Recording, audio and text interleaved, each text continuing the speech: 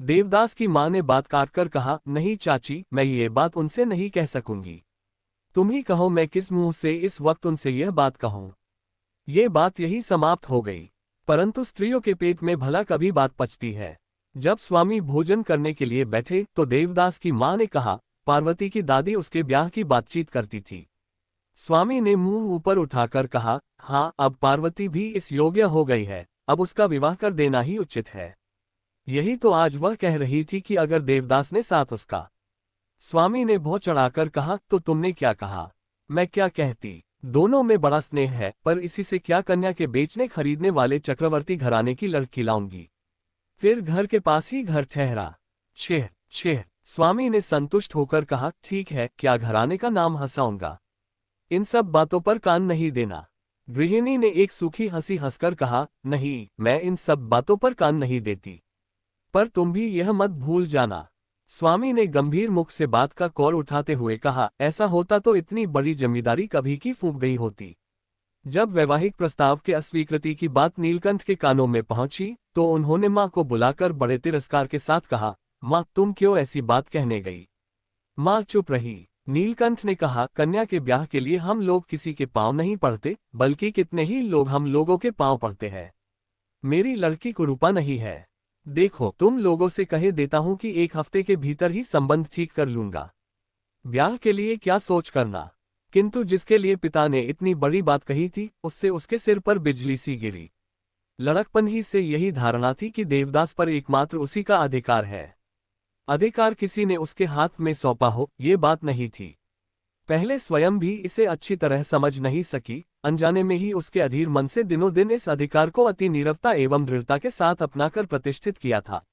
अब तक यद्यपि उसका बाहरी रूप आंखों से वह नहीं देख सकी, तथापि आज उसको बेहाथ होते देखकर उसके सारे हृदय में एक भारी तूफान सा उठने लगा। किंतु देवरदास के संबंध में यह बात कहना ठीक नहीं। लड़कपन में पार्वती के ऊपर जो दखल पाया था, उसका उसने पूर्ण रूप से उपभोग किया। परंतु कलकत्ता जाकर कामकाज की भीड़ और अन्याय और आमोद प्रमोद में फंसकर वह पार्वती को बहुत कुछ भूल गया। लेकिन वह ये नहीं जानता कि पार्वती अपने उसी अपरिवर्तित ग्राम्य जीवन में निष्दिन केवल उसी का ध्यान किया करती है। केवल इतना ही नहीं, उसने ये स्वहर्षवन में भी नहीं सोचा था कि बाल्यकाल से जिसे हर तरह से अपना जाना एवं सब सुख दुख में जिसका बराबर साथ दिया, यौवन की पहली सीढ़ी पर पांव रखते ही उसे इस तरह फिसलना पड़ेगा। किंतु उस समय विवाह की बात कौन सोचता था? कौन जानता था कि किशोर बंधन विवाह बंधन के बिना किसी तरह चिरस्थायी नहीं रह सकता। इसीलिए विवाह नहीं हो सकता, ये संवाद उसकी सारी आशा पिपासा को छिन भिन करने के लिए उसके हृदय से खींचातानी करने लगा। देवदास का प्रातःकाल का समय पढ़ने लिखने में बीतता है। दोपहर में बड़ी गर्मी पड़ती है, घर से बाहर निकलना कठिन है। केवल सायंकाल में यदि इच्छा होती तो वह बाहर हवा खाने के लिए जाया करता है। इस समय किसी दिन वह धोती कुर्ता और एक अच्छा सा जूता पहनकर हाथ में छड़ी लेकर टहलने के लिए निकलता। जाते समय वह चक्रवर्ती के मकान के नीचे से होकर जाता था।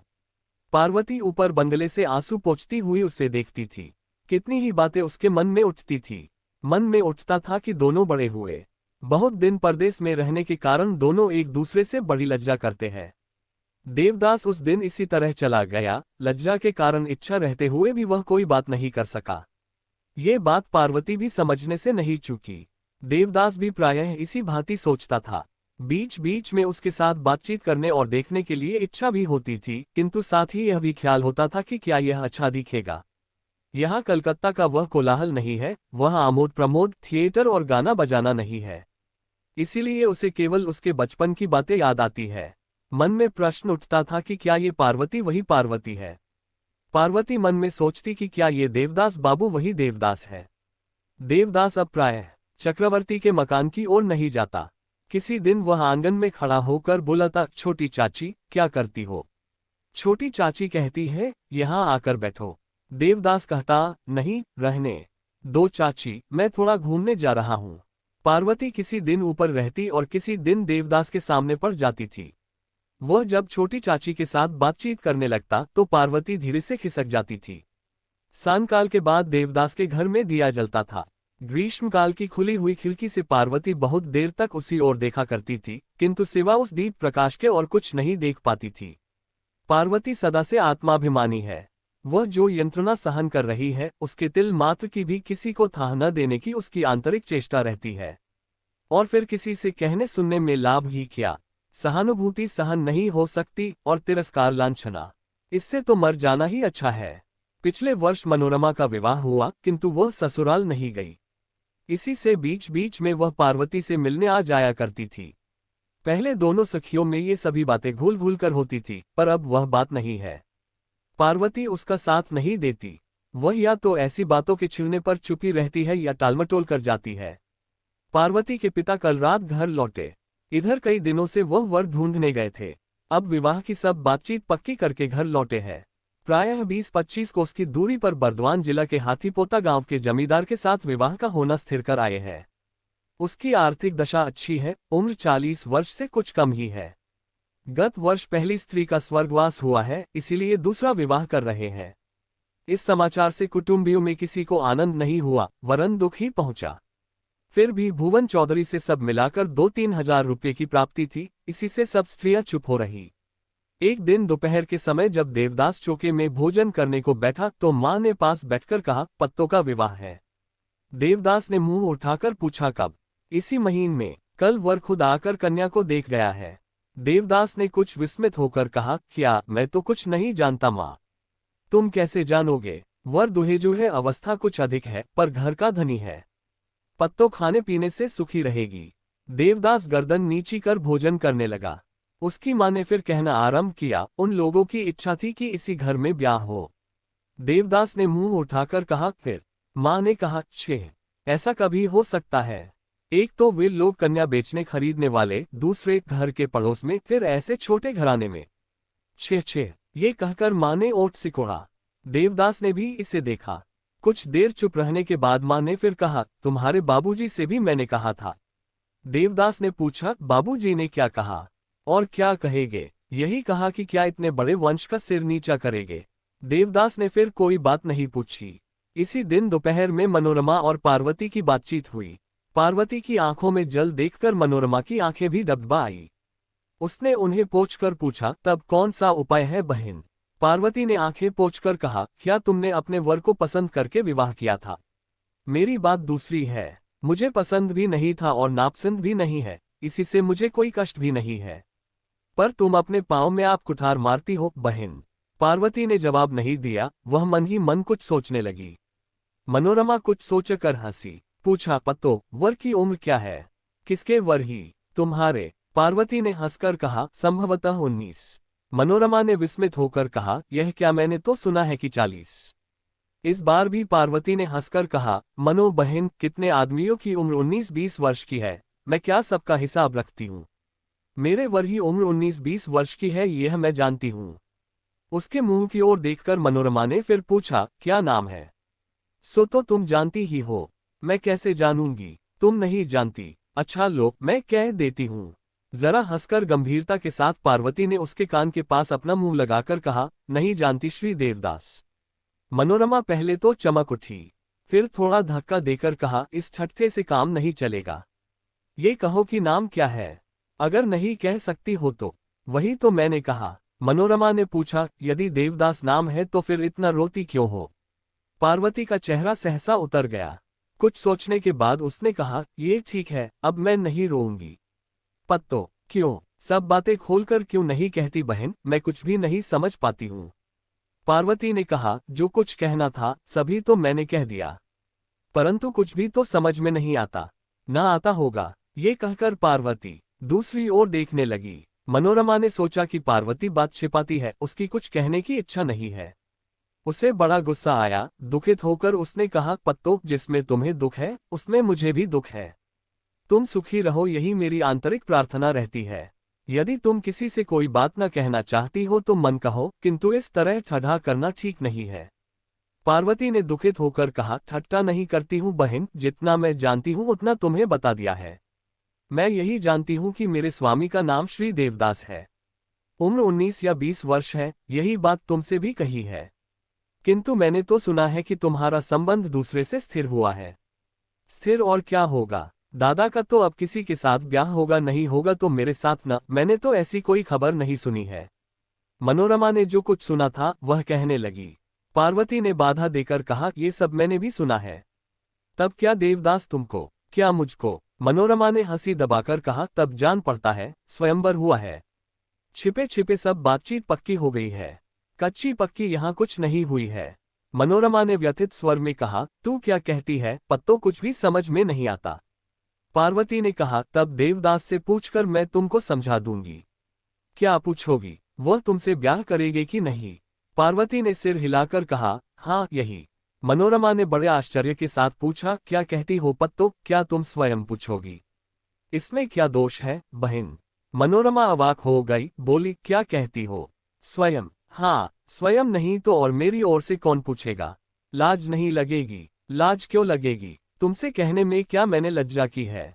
मैं स्त्री हूं, तुम्हारी सखी हूं, किंतु वे तो पुरुष है पत्तो।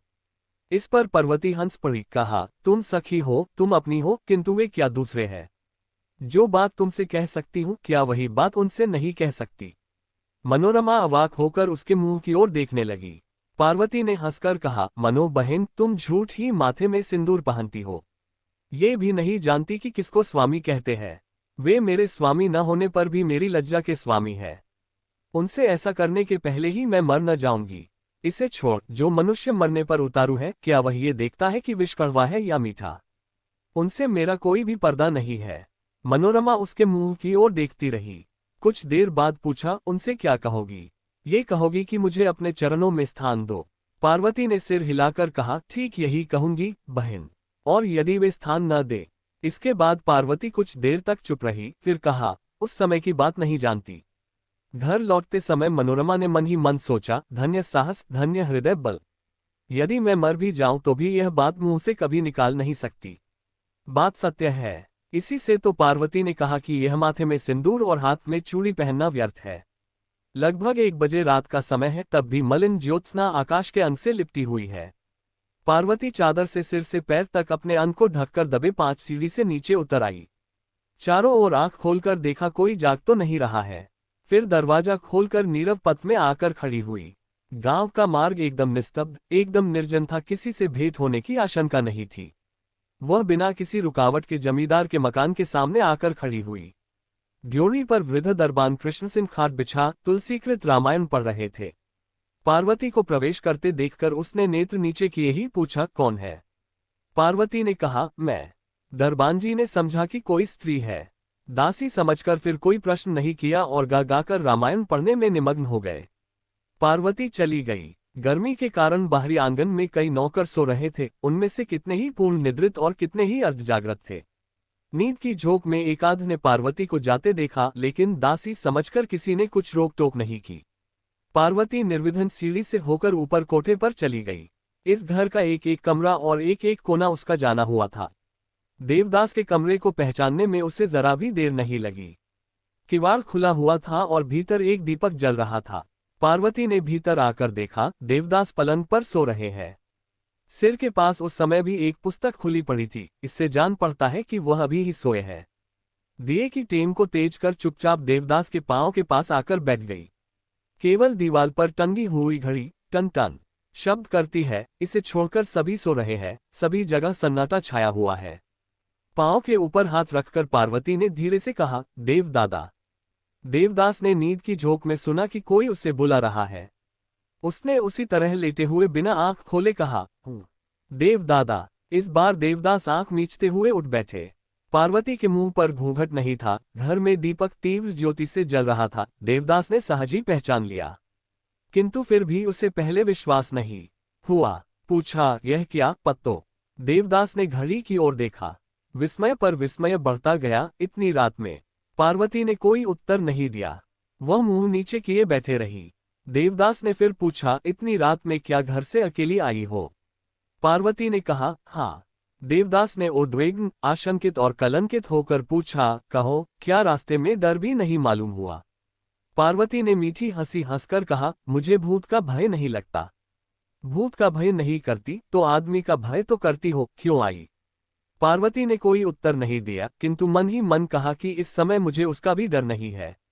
मकान में कैसे आए? क्या किसी ने देखा नहीं? दरबान ने देखा है। देवदास ने आंख फाड़कर देखा, कहा, दरबान ने देखा और किसी ने? आंगन में नौकर लोग सो रहे थे, शायद उनमें से किसी ने देखा हो। देवदास ने बिछौना से कूदकर किवाड़ बंद कर दिए, किसी ने पहचाना भी। पार्वती ने कोई भी उत्कंठा प्रकट न की, सहज भाव से उत्तर दिया, वे सभी लोग मुझे जानते हैं। शायद किसी ने पहचाना हो। क्या कहती हो, ऐसा काम क्यों किया पत्तो? पार्वती ने मन ही मन कहा कि यह तुम किसी तरह समझ सकते हो, किंतु प्रकट में कुछ नहीं कहा, माथा नबाए बैठी रही। इतनी रात में छी, कल तुम कौन सा मुंह दिखाओगी? पार्वती ने मुंह नीचे किए हुए ही कहा, वह साहस मुझ में है। देवदास ने क्रोध नहीं किया, किंतु बड़ी उत्कंठा से कहा, छह, अब भी क्या तुम लड़की हो? यहां पर इस तरह आते हुए क्या तुम्हें कुछ लज्जा मालूम नहीं हुई? पार्वती ने सिर हिलाकर कहा, कुछ भी नहीं। क्या लज्जा से तुम्हारा सिर नीच न होगा? ये प्रश्न सुनकर पार्वती ने तीव्र किंतु करुण दृष्टि से देवदास के मुख की ओर कुछ क्षण देखकर निसंकोच होकर कहा, सिर तो तब नीचा होता अगर मैं यह अच्छी तरह से न जानती होती कि तुम मेरी सारी लज्जा को ढक दोगे। देवदास ने विस्मित एवं हतबुद्धि होकर कहा, किंतु मैं कैसे मुंह दिखा सकूंगा? पार्वती ने उसी भांति अविचलित कंठ से कहा, किंतु तुम्हारा क्या हो सकता है देवदादा? थोड़ी देर चुप रहने के बाद उसने फिर कहा, तुम पुरुष हो, आज नहीं तो कल तुम्हारे कलंक की बात सब अवश्य भूल जाएंगे। 2 दिन के बाद किसी से इसका ध्यान भी नहीं रहेगा कि कब किस रात में हतभागिनी पार्वती सब कुछ तुच्छ समझकर तुम्हारे पदरज में लीन होने आई थी।